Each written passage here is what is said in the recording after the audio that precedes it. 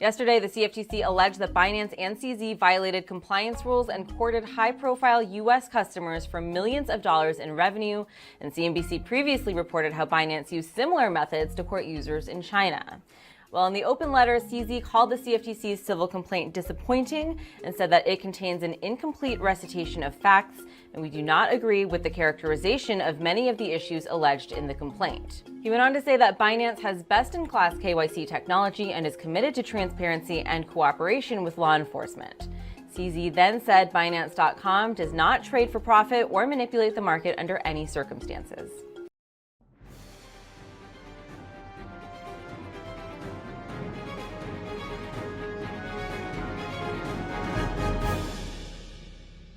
With the largest crypto exchange being attacked every month by governments and regulators, even though it still is to this day the exchange with the most licenses around the world, what can we expect and what will be the consequences of this? Let's hear what Rebecca Reddick, Chief Policy Officer at Polygon Labs, has to say about the accusations.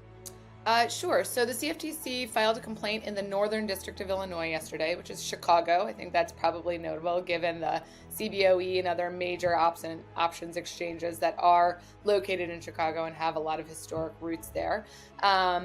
Alleging really wide-ranging violations of the Commodities Exchange Act. So operating illegally an unregistered foreign board of trade, illegally operating all sorts of different types of derivatives exchanges, and essentially alleging that they were doing it in the US, even without having a physical presence here. This is setting aside Binance US, but really talking about Binance.com. And also incorporating a lot of, I think, gloss on allegations of violations of the Bank Secrecy Act. So any types of financial institutions in the United States have to comply with the Bank Secrecy Act, which means you have to really be abiding by OFAC and other types of sanctions compliance. And I think a lot of the internal emails that are and chats that are highlighted in the CFTC's complaints are extremely salacious on the sanctions violation front. But more than anything, I think it's also important to note that they are looking to bring CZ directly into this complaint.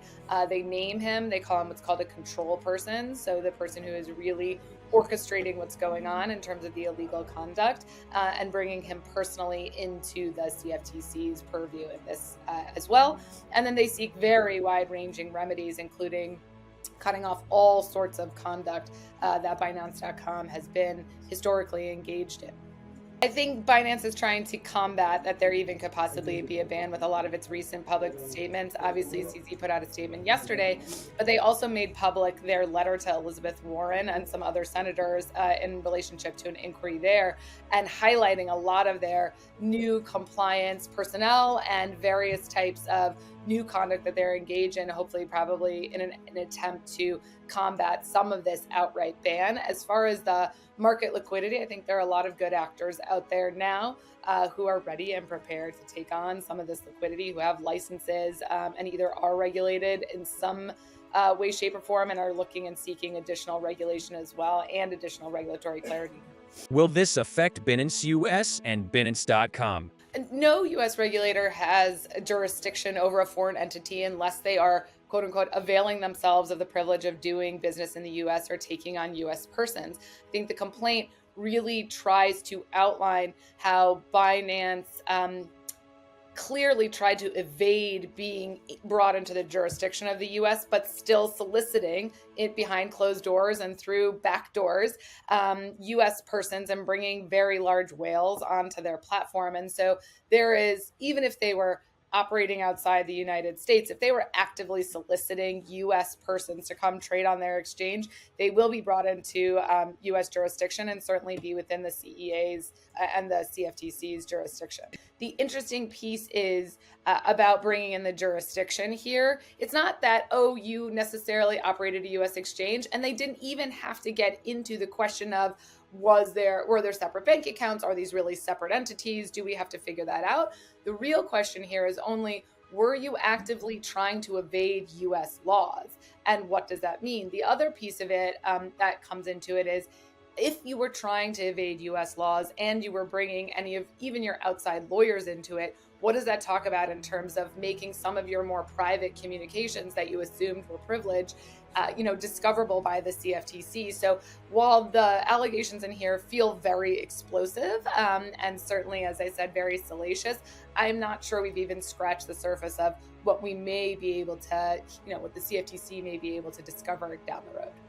I think the message is pretty clear, which is you can't come into the United States and conduct business here and target US persons, especially US retail, without falling under our regulatory purview and being licensed by all the various different regulators. Let's set aside that Binance.com doesn't even have money transmission licenses in the United States, as far as I'm aware.